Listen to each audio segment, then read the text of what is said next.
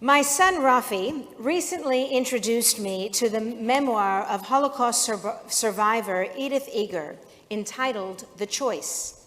As an orphan teenager who survived Auschwitz and the infamous Death March, she had an incredible message to share with the world. She said, "It's not what happens to us that matters most.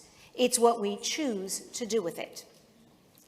46 years ago, the Reform movement in the United States made a radical decision to change the Torah reading on Yom Kippur from that of sacrifice to that of choice, thus, on the holiest day of our year, elevating the importance of choice and standing together. Our Torah reading today is about to start with the words, Atem nitzavim hayom kolchem lifnei Adonai Elohechem. You stand this day, all of you, before Adonai, your God, your tribal heads, your elders, and your officials, every householder in Israel, your children, your wives, even the stranger within your camp, from the woodchopper to the water drawer. In other words, everyone. No one was left out. To enter into this covenant of Adonai, your God, which Adonai, your God, is concluding with you this day, in order to establish you as God's people and in order to be your God. V'lo itechem levarechem anochi koret et habrit hazot. I make this covenant not with you alone, but both with those who are standing here with us this day before Adonai our God, and with those who are not here with this day. In other words, all of us right now. And our Torah reading concludes with the words, Ha'idoti bechem hayom et hashamayim ve'et ha'aretz, ha'chayim v'ha'mavet, natati lefanecha habracha v'klala, uvachata b'chayim, lema'an tihyeh ata v'zarecha. I call heaven and earth to witness this day against you, that I have set before you life and death, blessing and curse. Therefore, choose life, that both you and your offspring may live.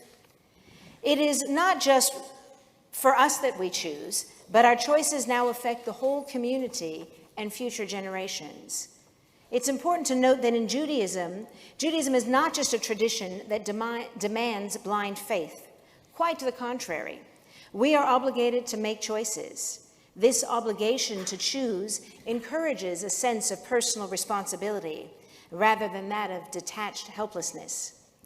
When we enter into the Brit, the covenant, between the Jewish people and God, when we choose if or how we engage with and practice our Judaism, we do so of our own free will, unless you're my children. Without that choice, the integrity of the relationship is questionable, potentially weakening its strength and duration. As in any partnership, the choice to continue the relationship must be ongoing. Herein lies the strength in Jewish peoplehood and solidarity. According to our tradition, we all stood at Mount Sinai to receive Torah and to enter into the Brit. So right now, here, today, we are all choosing to continue that covenant. Anachnu nitzavim hayom kulanu. We stand here together, all of us. For what? What binds us together now at this time in history? This past Monday night, over 8,000 people gathered for Illuminate October, commemorating the victims of terror on October 7th last year. Right now, our Jewish community stands here today, all of us, united in our communal grief and angst. In his speech for the Mikolot semifinals, an international speech competition for Jewish day schools, my son, Rafi, reflected on Edith Eger's memoir, The Choice, discussing how the concept of choice can guide our response to the tragedy of October 7th and its ongoing aftermath. Eger compared feelings of suffering and grief to being trapped in a prison where one feels stuck and unable to move forward. Rafi noted in his speech that, I quote, Holocaust survivor Viktor Frankl said, "When we are no longer able to change a situation, we are challenged to change ourselves.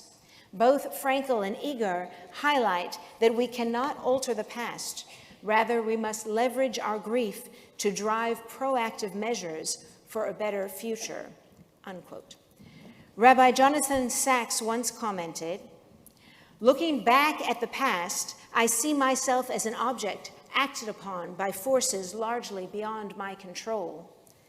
Looking forward, I see myself as a subject, choosing moral agent, deciding which path to take from here to where I eventually want to be. The former thinking leads to powerlessness and resentment. The latter leads to challenge, courage, strength of will, and self-control," unquote. Eger suggested that the power of choice is what enables us to escape that which imprisons us, opening the path to freedom, allowing the healing process to begin. My son concluded his speech reflecting on October 7th with a strong, dramatic finish, saying, "Enduring adversity is part of life, so what we do with it is vital. Edith Eger's memoir teaches us that choosing to use an event to prevent its reoccurrence is not merely a choice that we must make, it is the choice." Today on Yom Kippur, we are reminded of the importance of choice and the consequence of our choices. As it says in the Torah, "I have set before you life and death, blessing and curse. Therefore choose life, that both you and your offspring may live." The choice is ours, but note that our choices don't only affect us, but also the next generation. Rabbi Sue Levy-Elwell expounded, "This portion reminds us that if we are in this together, whatever our roles are in life, it reminds us that we are connected not only to those with whom we share time and place, but that our circles of responsibility are beyond our own sight." This year, more than ever, we have another unifying factor binding the Jewish community: anti-Semitism. Regardless of our political stance, whether we lean left, right, or are apolitical, whether we identify as Zionists, non-Zionists, or anti-Zionists, whether we support or criticize Israel's actions after October 7th, none of it matters to the anti-Semites. I know of outspoken Zionists as well as Jews with little connection or understanding of Israel who have been doxxed. I know of a Jewish graduate student who self-identifies as an anti-Zionist and was nevertheless expelled from her socialist circle and received death threats. Right now, anti-Semitism in Melbourne, in Australia, and across the globe is off the charts. The flood of fake news, distorted or selective facts, catchy slogans, and their rapid spread on social media, combined with the influence of groupthink, has left many of us feeling trapped and victimized. But if we think about it, Jews have been victimized for millennia, or as Robert Wishrich calls it, the longest hatred. Read it or watch it if you haven't. Our long history of anti-Semitism begins with the Egyptians and continues with the Assyrians, the Babylonians, Persians, Greeks, Romans, Christian crusaders, Islamic empires, European blood libels and pogroms, the Third Reich and the Shoah, Jewish expulsion from Arab countries, the rise of neo-Nazism, and more recently, Islamic terrorism. Jews have been enslaved, marginalized, and dehumanized, treated as second-class citizens throughout history. Jews have been ridiculed, scapegoated, abused, imprisoned, and murdered. Lies, falsehoods, and slander against Jews are far from new. Yet, as Rabbi Sachs noted, victimization was what happened to the Jews. It was not the essence of who they were. Like my son Rafi, Rabbi Sachs also commented on Edith Eger's memoir, noting her differentiation between the concept of victimization and victimhood, saying, "All of us are likely to be victimized at some stage.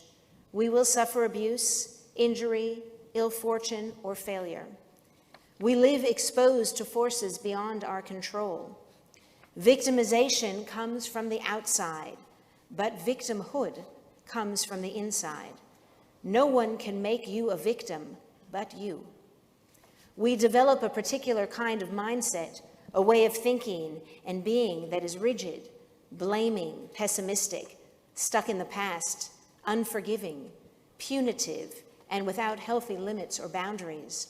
We become, as Eger says, our own jailers.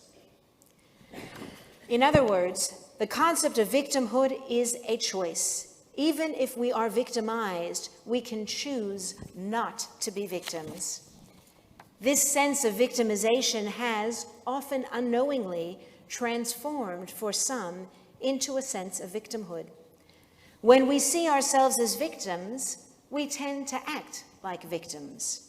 When fear keeps us from going out, and we choose to stay only with other Jews or like-minded individuals, when we confine ourselves to our neighborhoods or what we deem to be safe spaces, as Eger put it, we become our own jailers. But what else are we to do when we find ourselves in this situation? Rabbi Sachs recounts his encounter with the Lubavitcher Rebbe, when Rabbi Sachs began to say, "In the situation that I find myself in," the Rebbe interrupted him and said, "You do not find yourself in one situation. You can put yourself in a situation. And if you put yourself in one situation, you can put yourself in," just want to make sure you're listening. You always have a choice. What he was saying is that we are not mere prisoners of circumstance. There are plenty of situations and circumstances that are out of our control. External events, wars, deaths, accidents, illnesses, even family antics, anti-Semitic attitudes and behaviors. These we cannot control. However, our response in how we choose to react to these situations lies the distinction between being victimized and feeling like a victim. Paraphrasing Eger, Rabbi Sachs said, "Healing comes when we refuse the self-definition of victim. It was that refusal that kept her alive. There is always a choice." There are three responses to victimhood: avoidance, silence, and concealment. When we avoid or distance ourselves from sports or social clubs, avoid restaurants in the city or going to the north, disengage from workplace conversations, or leave our schools or political parties because we feel victimized, we inadvertently become the victims we don't want to be. When we silence ourselves in schools, universities, and workplaces, when we withdraw from family and friends with differing views, or allow anti-Semitic comments and actions to go unchallenged, we inadvertently become the victims we don't want to be. When we hide our Jewish identity, cover our Magen David or Chamsa jewelry, avoid Jewish spaces or practices, refrain from showing support for Israel, or even hold back critiquing Israel with love, we inadvertently become the victims we don't want to be. In the middle of the year, Rabbi Danny Schiff led a very provocative and powerful scholars series entitled "Fateful Choices: Jewish Ethics in Testing Times." His final session addressed the issue of concealing one's Jewish identity in the face of anti-Semitism. One of the most challenging texts for me was the Talmudic passage stating that if we were in mortal danger during the time of state-sanctioned Jewish persecution, then we were not permitted to conceal our Jewish identity. Rather, we should proudly practice our Judaism. Essentially, if we're doomed regardless, there is no benefit to concealing our identity. Whereas, if there were no government-sanctioned threats to Jews and overtly practicing our Judaism could put one in mortal danger, Better to save our lives and practice Judaism in secret. Okay, so here in Melbourne, we're not in mortal danger, and the government is not advising killing the Jews, so we can hide our Jewish identity? Hence, I was challenged by that text. Rabbi Schiff shared another text from the 16th century halachic code, the Shulchan Aruch, which introduced another interesting aspect, that one could pretend not to be Jewish if there was a potential danger to that person. The conversation in the room at the time evolved into what constitutes a danger. Would a verbal insult be considered a danger? Would potential bias marking by a tutor or a teacher or workplace performance be considered a danger? Would social exclusion, loss of friendship, or a threat of losing our job be considered dangers? Or is it only a physical or mortal threat that prevents the concealment of one's Jewish identity? Rather than let perceived fear influence our choices, our answers to the previous questions could help make and influence the choices we make. How many of us have concealed our Jewish identity since October 7th and the rise of anti-Semitism?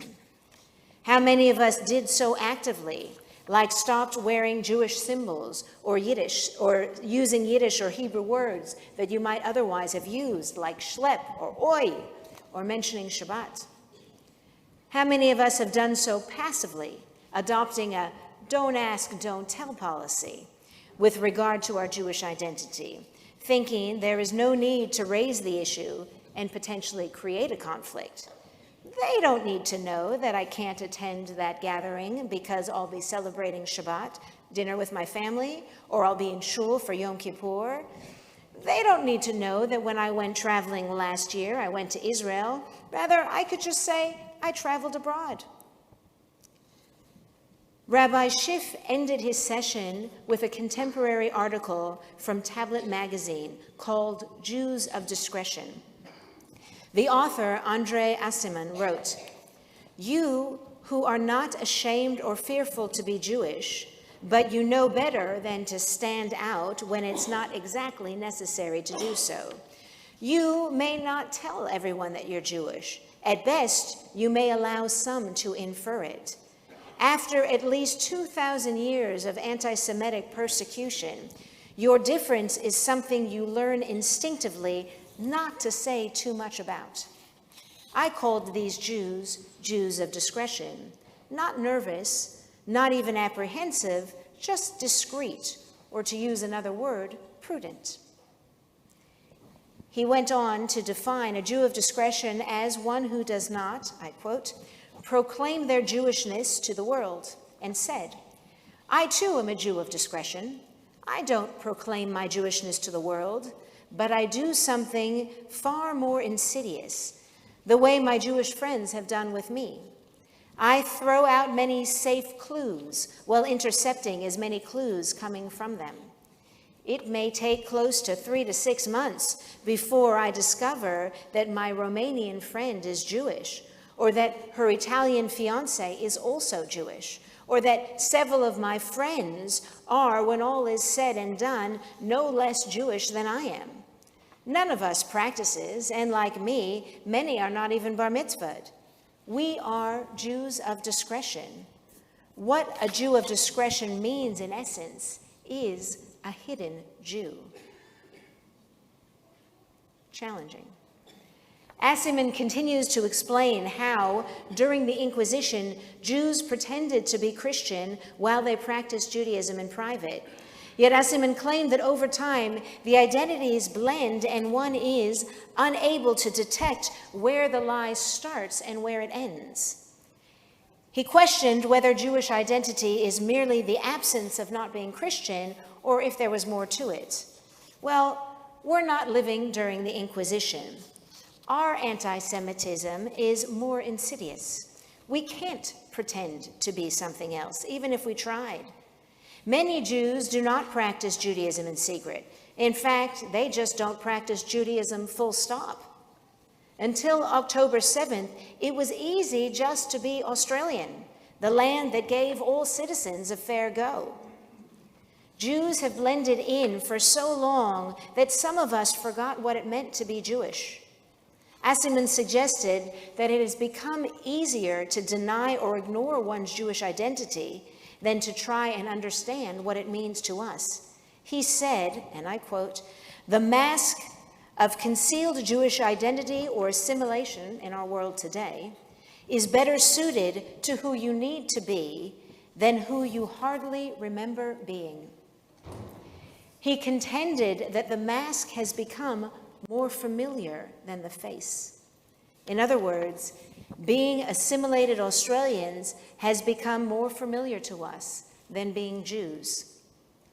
And now, with the increase in anti-Semitism, the external world has removed our masks that many of us did not even know we were wearing and have defined our Jewish identity on alien terms. The masks are off. About that, we have no choice. We can choose to try to put them back on, try to hide, ignore, or deny our Jewish identity, and hope this all blows over and all will go back the way it was. Or we can accept that the masks are off and choose to take this opportunity to reclaim our Jewish identity on our own terms, not by the anti-Semites, nor by the antiquated understandings of Judaism, but by engaging in Judaism from where we are at right now and choosing to look for a deeper meaning in our ancient Jewish teachings and practices for us as individuals and as a community, and standing together, all of us here today. Rabbi Schiff's final message was, in the face of Judaism, be more Jewish. In other words, choose Judaism. The final message from our Yom Kippur Torah reading that I'd like to convey this morning is to pay attention to the consequences of our choices, both for us and for future generations. The Torah conveys the message that within each of our hearts is the strength and courage to uphold our people, our practices, and our land. Guided by our hearts, we can use our words to defend and maintain our Judaism and Jewish identity. However, if we choose not to listen to our hearts and not to uphold the practices and not to use our voices to defend our land and our people, then we and our people will perish. As it says, and we will read hopefully when the Torah arrives, Im yifnei levavcha velo tishma, higadati lachem hayom, ki avod tovedun.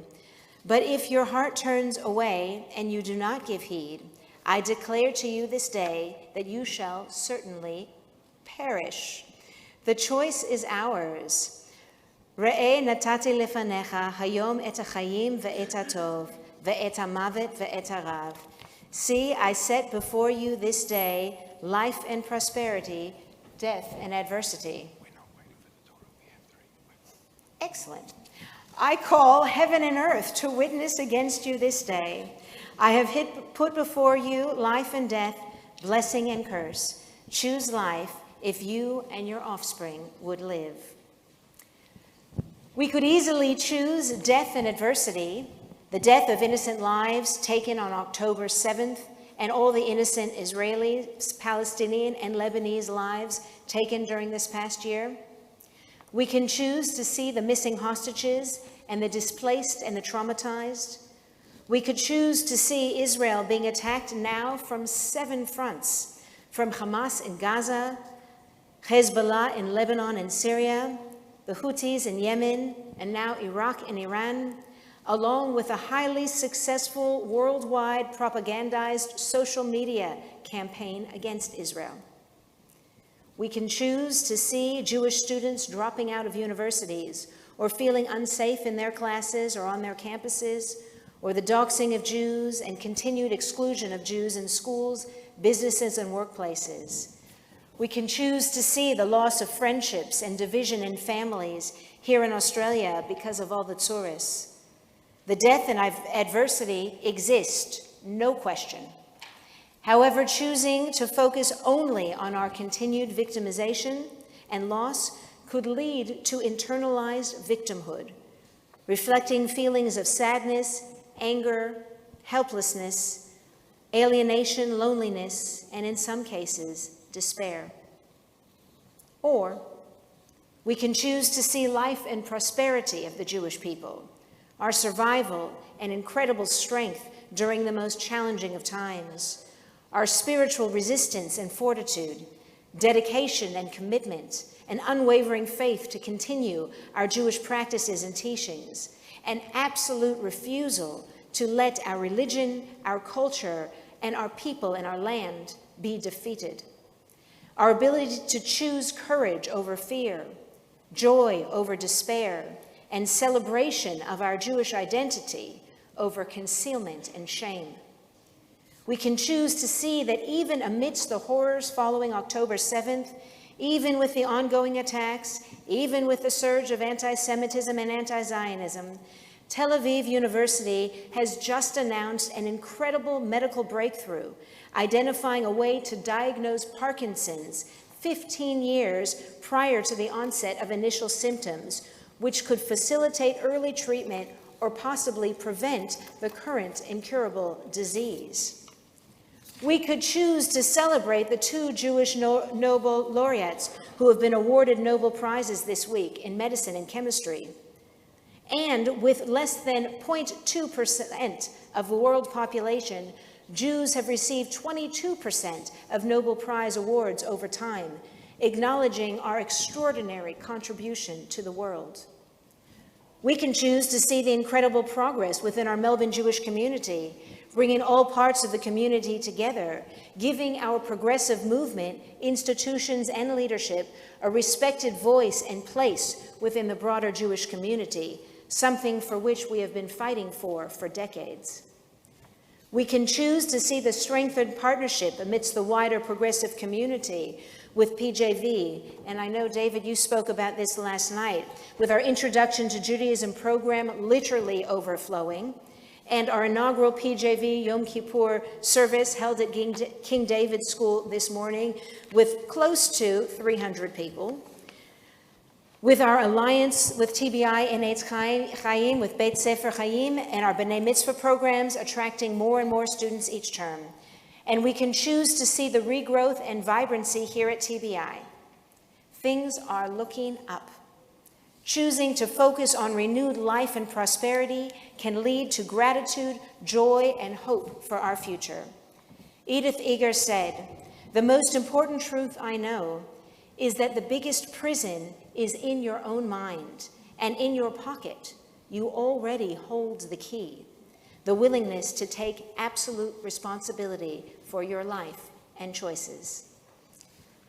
This Yom Kippur invites us to reconsider what unites us as a people today, the eternal covenant that we all received at Sinai, which in essence is our Judaism, shaped by our personal choices of Jewish expression, or by anti-Semitism, shaped by the perception of others. One is internal, over which we have no control. Take responsibility over which we do have control.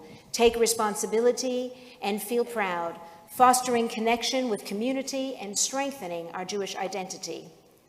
The other is external, beyond our control, and often leads to feelings of anger, shame, or embarrassment, potentially resulting in alienation, isolation, and disconnection from Judaism and the Jewish people. Finally, today we ask ourselves, what choices can we make that will bring life and prosperity rather than death and adversity to us now and to future generations of Jews? As we watch the situation in Israel, the Middle East, and here in Australia worsen over this past year, I invite all of us to listen to the words of our Torah, passed down through the generations. With heaven and earth as our witnesses, let us choose life and blessing, Let us open our hearts and our mouths to speak out against anti-Semitism, to speak proudly about our culture, our tradition, our religion, and our Jewish homeland. For the future of our land, our people, and our Jewish tradition depend on it. Remember, the choice is ours.